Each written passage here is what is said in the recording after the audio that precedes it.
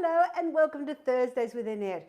Now you voted and I listened because last week on the show I asked everybody what Christmas recipe would you like me to make on the show. Well, we had 4 choices if you remember. It was Christmas pudding, festive ice cream pudding, tropical Christmas cake and the traditional Christmas cake. And there were 2 absolute winner favourites and there were 2 votes separated. So what is it I'm making on the show today?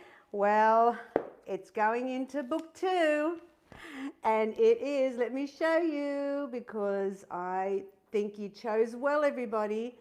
Where is it?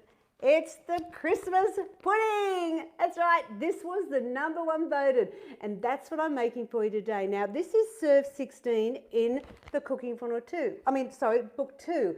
And there's a Christmas section in here, which is this. So perfect timing for now to have book 2 out. Now you can also make it for only 4 because it's in the cooking for 1 or 2. This one here. And it's fantastic because for 4, you know, if you're just your hubby and you at home or just yourself, it's also a nice little gift to just give somebody a little homemade Christmas pudding. So it's in the cooking for 1 or 2. And it's also in this book. And you know what? I love that there was only 2 votes between the 2 puddings, like the festive ice cream pudding and the Christmas pudding. So you know what? I'm going to make the festive ice cream pudding for you in a few weeks because it's Christmas and it's an ice cream Christmas cake. So in Australia, it seems very appropriate, doesn't it? All right, so that's what's happening. Before I talk about the winners on the show, I'm sorry, but in Simply Too Good headquarters, we're a little bit busy and fabulously excited because look what I've got. Yeah! My new baby. Yes, it's more cooking for 1 or 2. And good news is I can tell you now, you'll be able to purchase it from Monday. That's right, Monday. It'll be on the website and you can purchase it. And I'm signing this book just for a short while for those who are interested in buying it right now. But you can also, if you want to wait till the 29th of November, it will be in bookstores and some newsagents. All right, so yay! And I will be cooking out of this one next week. Yes, of course. All right, so another book I want to show you is this one. This is the original book too, or it's an adapted one. And I want to mention, if you have this one, I did update the recipe. Yes, I made it even better and I've actually put in some Floralite into the mix and I found it just made the pudding just so much more enjoyable. Not rubbery and just beautiful. I love it. It's the best pudding ever. So before we get into the ingredients, let's talk about last week's chicken pizziola. Lots of fabulous photos put in the feeds. Thank you. I love seeing your photos. Now, we had 3 very excited ladies who won. Kathy Newburn, Lynn Olsen and Marissa Crouch all get a personally signed copy of the cookbook. So there we go. Now you can see I've got a few things happening here because we're making a pudding. And if you've never made one before, please don't worry. It's easy, absolutely easy. The key to making this Christmas pudding is make it on a day when you're at home because it actually takes 3.5 hours to cook. And you just got to, I topped mine up when I do it maybe once. So that's just a tip for you. And I'll talk about that later on. But please know that this is an easy pudding to make. So let's look at the ingredients we need because you know me, I always make things a little bit different. So what you're going to start with is 9-grain bread. And you want 7 slices. And this is an interesting, I don't know where I got this concept from, but it really works in the pudding. We're also going to use some skim milk, Floralite, as I mentioned, that's added now. It's 45 grams or 3 tablespoons. So write that in your book and you'll note when I put it in. I've got some lovely dried mixed fruit. I've also chopped up some glacé cherries to add to it because I just don't see much glacé cherries in the mixed dried fruit anymore. And I like that in the pudding. So it's 500 grams in total or 3 cups of mixed dried fruit. I've got some bananas and I'll tell you why bananas are in this pudding shortly. I've got some mixed spice, I've got baby apple, I've got eggs. I've got some brandy. Now you can use, no, I've got rum, I'm sorry. You can use rum or brandy. Now, if you want an alcohol-free pudding, then you could either replace the 1/2 cup of the alcohol with either apple juice would be a very good option, I think. or even orange juice would work as well. Now we've also got bicarbs, and I'm using plain flour here. You don't want it to rise up. It's, you know, you want it dense. So it's a plain flour cooking spray, and you have an option of putting in Parisian essence. I'll talk about that one as we go. Lots of fabulous things happening here, but first what I want to do is I want to melt my marge. So let's get the cling onto it so it doesn't splatter all over my microwave. Here we go. Let me do this. And I'm going to put that on 7 so it doesn't go too crazy.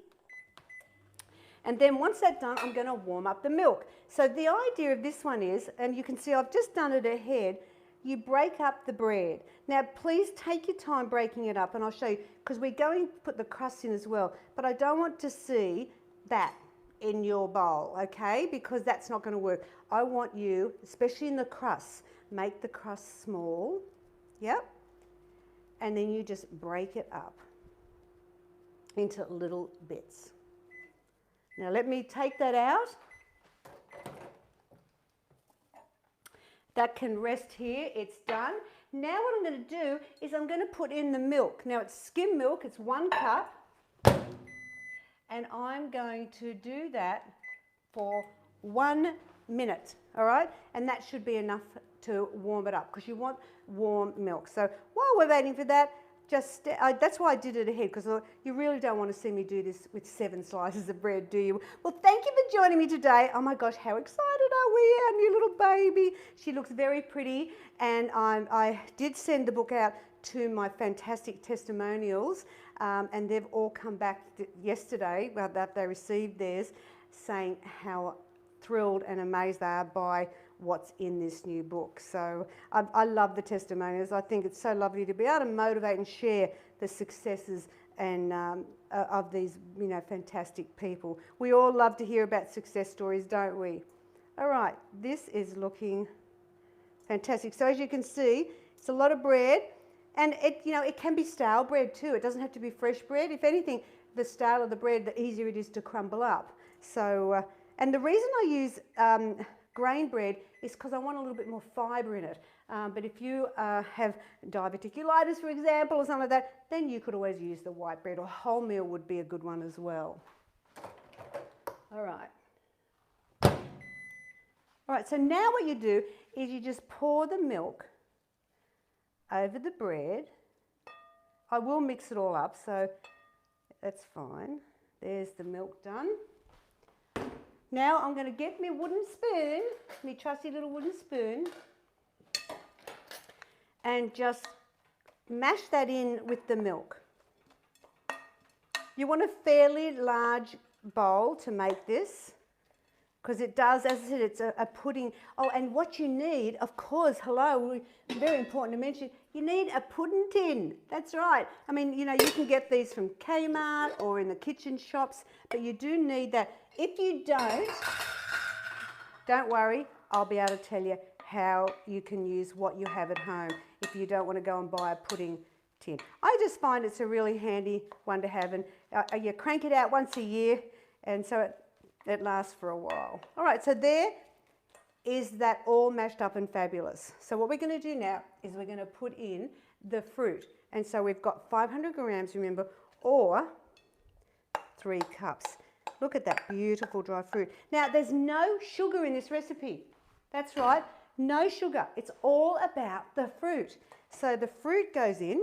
What else do we put in? We put in the spice, 2 teaspoons, mixed spice.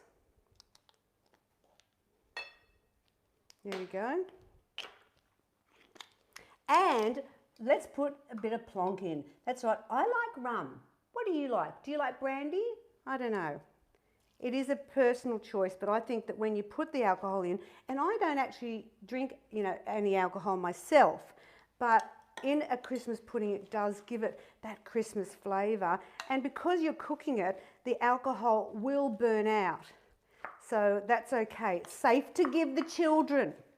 Oh my gosh, I remember Christmas pudding back in the day when I was a wee lassie, and the threepences. Oh my gosh, it was the funnest thing to be able to see how much money you could find in your pudding. I mean, because we wouldn't be able to do that now with our coins. We'd probably poison the whole family.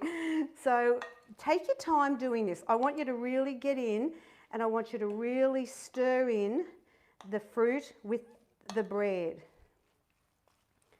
It's really good to just allow that all to combine well. There we go. Looking a bit, I mean, it looks fabulous already. I mean, I'm excited. I love Christmas pudding. Do you like Christmas pudding, Billy? Yes. Oh, yes, he does. He loves a good pudding. All right, so now what I'm going to do is I'm going to push this over here for a minute, and I'm going to mash my banana, all right? So now the reason banana is in here is because wait a minute, Bill's pointing at something. What's wrong, Bill? My cloth? Oh, yes. Because the bench, you know, is noisy. Thank you, Billy. I appreciate you. All right, so I've got 3 bananas here. It's probably maybe a little bit too much, I'm not sure, but I need a cup of mashed banana. And why I put banana in, I don't think you'll probably see a lot of this ingredients in a traditional Christmas pudding. It just moistens up the pudding something beautiful and sweetens it up, and really adds a lot to the pudding. All right, so now look, you're just going to mash them up. And as I said, we need a cup. There we go. Riper the better. Even if it's all brown and looking a bit bruised, fabulous, because then it'll be sweeter. You don't want a hard banana. So if you're going to make it, then maybe you might even find you'll buy your bananas a couple of days ahead so that you know they'll be nice and ripe for the cook. I've also got a boiler here, if you notice, and that's how we're going to cook the pudding. Oh, yum. All right, so there's my banana mashed. So this is probably the hardest part, was mashing the banana. It's so easy to make this recipe, and I don't know. I just think there's love when you make it, and at Christmas time, who doesn't want that? All right, so I'm going to do a cup. So you can see you need quite a bit. There we go. See, look, there was only a little bit left. I'll eat that later. Waste not, want not, hey? All right, so now let's bring the mix back. All right, so now what have we done? We've broken up the bread, we've poured the milk in, we've added the rum, the spice, and that's it, yeah. So now what we put in is the egg. Let me do the eggs first. I'm getting all excited because I just love cooking for you on Thursday. And to do this, I mean, I'd love to know if this will be the first time you make a Christmas pudding for yourself or your family. Give me it in the comments. Yes, you're a first timer. I need to know. All right, so we're going to do 3 egg whites. Now remember, this is only 2.1 grams of fat per serve, so it really is a guilt-free pudding. I serve it with I make up some light custard. You know, you can have Peter's Light and Creamy. That's a nice low-fat ice cream, or the Dairy Whip, the light Dairy Whip. They're all good to put on your pudding, you know, as an extra. All right, so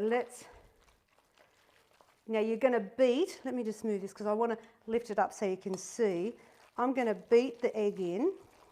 Now I've saved 18 grams of fat straight up by not putting the yolk in. And I can tell you, you're not going to eat it and go, oh, it doesn't taste good, it doesn't have the yolk in it. No, you won't even know it's there missing, but it just helps. And this is a really good option for people with diabetes, a small slice on Christmas Day. As I said, the only sugar that's in this is coming from the fruit, which is like a natural sugar. All right, in it goes. Now what I'm going to do is I'm going to now put the apple sauce in. So you can see There's a lot of fruit in this and it's fantastic. So instead of it being full of fat, it's full of fruit. And we want 3/4 of a teaspoon of bicarb to go in with the baby apple. I buy the baby apple because it's just the right amount. Put it in. Got a little spoon here and I'm just going to mix it up so it's the little Heinz baby apple. Or if you have apple there, it's 1/2 cup of mashed. But see how it's activated from the bicarb? So a lot of moisture is coming from this, coming from the banana, and it will also help with the margarine going in. And I loved watching everybody voting. Some of you voted for more than one, but that's okay. And I think you know why you probably picked the pudding this year is because last year I think I did the actual Christmas cake. So this was something that I hadn't made in a while. So in goes the apple. So you can see it's making a beautiful moist mix. And basically all you're doing is just combining all the ingredients. We're going to put in now the banana. And let's do the melted margarine first. In that goes. And fold that through. Yes, remember it's Floralite margarine because it's much lower in fat.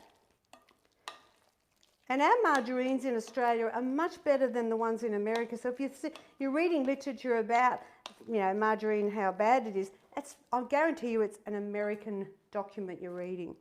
Okay, cup of mashed banana. As you see, all I'm doing is just standing here and just stirring it all together. I've been known to be a good stirrer. And I'm excited because you know what, Christmas is my favourite time of the year. I love it, and with 6 grandkids, it's even more fun. Yes, and I'm very excited for my daughter to come from Sydney to finally see her after not seeing her for most of the year. Now, all I've got to do now is add 2 more things. Now, this is the Parisian essence. Now, it's like a gravy browner, and I want my pudding to be a bit dark, not light. So that's why you'll add a tablespoon of Parisian essence. Now, if you don't have any Parisian essence, you can buy it on eBay. Queens don't have it anymore. And you can go on eBay. I've had a few people tell me they've done that.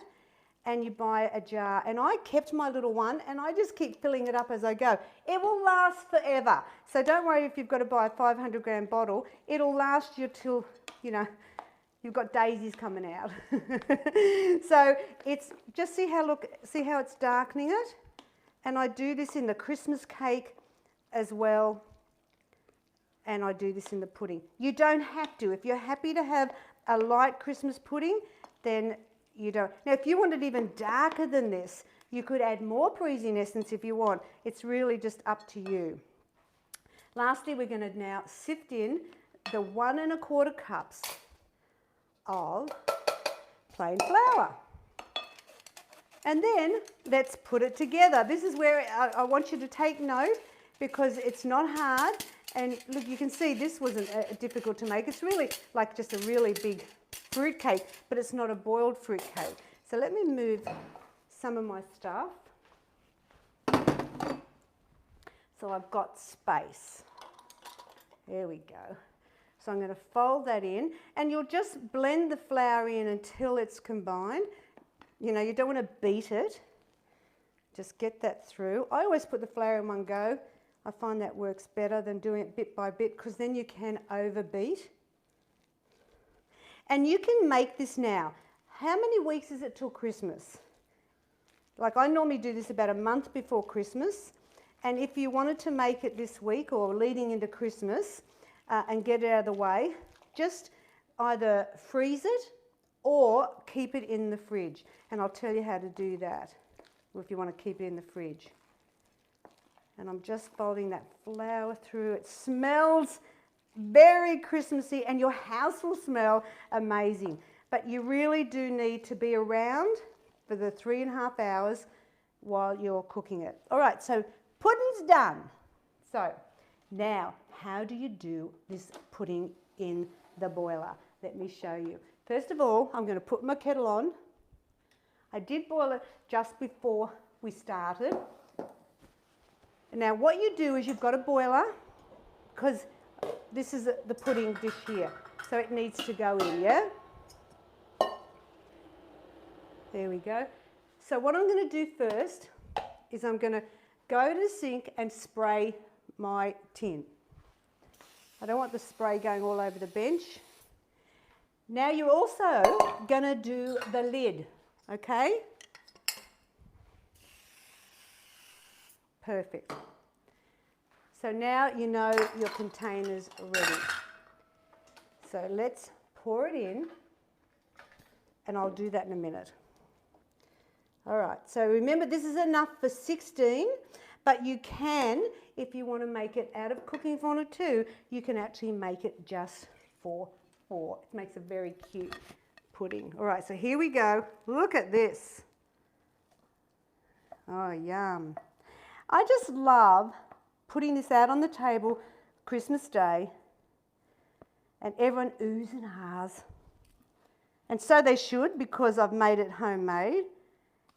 I think it's very cost effective when you make it yourself. There you go. Put that in my soapy sink. Now when you've got it, I want you to push it down so it gets right to the bottom. And then push it out of the centre so it just, when it's cooking, it'll come to the sides a bit more. Look at this. I'm a bit impressed with myself. Okay, now we put the lid on and secure it. Now, if you don't have, let me wipe my hands.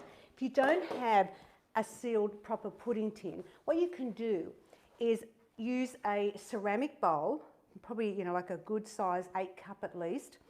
And then what you do is get some baking paper, some foil, put it together, push it over the top, and then get string and tie it really tight. And that will be a good Christmas pudding tin. Okay, now what I'm going to do is, you don't want to put that in hitting the base of this pot. It'll be too hot, it'll burn the bottom. Remember, it's 3.5 hours it's in there.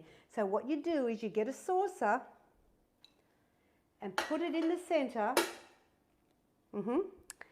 and then put your pudding dish on top. There we go, right? See, not hard. Now what we're going to do is we're going to fill it 3/4 of the way up with boiled water, like hot boiling water, because you want to start it off. And then once it's boiling, let me see how far I've got to go up. Oh, a little bit more. There we go. That looks great. Now, I'm going to put my lid on, turn it on, and once that starts to boil, I'm going to reduce it down to a slow boil. I'm going to do a timer for 3.5 hours. So normally I just call out to Alexa to do it, but today I would just put a timer on there, so I know how to do that. So 3.5 hours. Remember to check it about halfway and maybe top it up with some more boiling water. And that's it. Yes. Remember, you can freeze it or wrap it in the tin, leave it in the tin, wrap it with some a tea towel, and just push it at the back of the, or not back of the fridge, but away in the fridge where it can just sit till Christmas. But you can freeze it. Now, if you want to on the day to reheat it, all you have to do is just chuck it in the microwave, take it out of the tin, put it in the microwave till it's warm, or you can put it back in the boiler for 3/4 of an hour. It'll take to warm up. I personally think it's better just to throw it in, warm it in the microwave. It's much quicker. Now, can you hear? It's rattling away in there, so it's starting to boil. But you know what? I made one just so we don't want to wait 3.5 hours. So let's show off my Christmas pudding. Here it is. Homemade with love. 2.1 grams of fat, served 16, and it is just fabulous. So wait a minute, I might grab a knife and cut it so you can see what it looks like. Remember, it's quite a rich cake, so you don't want a huge piece. It serves 16, so how I would do it is I'd cut in half, 8 on this side, 8 on that side, boom. But today I'm just going to show you. There is my guilt-free, simply too good to be true, Christmas pudding out of book 2. Now I can hear this boiling, so I'm going to drop that down a little bit and we're good to go. So I hope you enjoyed watching the pudding. Now, if you would like to win book 2 or the Cooking for 102, you get to choose this week. What you have to do is you have to like, share. Oh, come on, you know what you've got to do here. Hashtag Simply Too Good, and I'll pick 3 lucky winners to win. Now, remember, this is probably one of the easiest Christmas puddings you can make, but do make sure it's in the fridge or in the freezer because of the banana and everything there. If it's left out, it will go mouldy because of the humidity at this time of the year.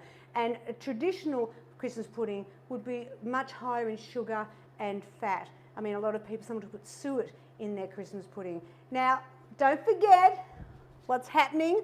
Oh my gosh. Shall I just do a little flick for you? Can you zoom in, Billy? Just so you can have a little look. Yes, what is that? That's a little pavlova for each of you, because remember, it's for cooking for 2. And there is, I think it's my best. I think I said that about every book though. But you will be amazed. Now, I'm going to make a recipe from this next week, and it's going to be the apricot chicken stir fry. Let me show you the picture. Now, I'm sure we all remember our mum, or I was the mum, making the classic apricot chicken recipe. And I went, you know what, in this book, I'm going to bring back some fabulous favourites that I grew up with or that my kids grew up with and make a modern spin on them. So instead of it just being chicken, if you remember, it's apricot nectar and French onion soup. Oh no, what have I done? I've made this. Here it is. There it is, the apricot chicken stir fry. It is amazing, and I'm going to make it for you next week. And hello, 3 lucky winners. Boom. So you need to join me next week. But if you want any more tips or recipes, or you want to put your alarm on for Monday morning, go to simplytoogood.com.au for more tips, recipes, and remember that who knew weight loss could be so deliciously healthy. Oh my God, I'm feeling Christmas busy already. Thanks for joining me this week, and I'll see you soon. Next Thursday, actually. Bye.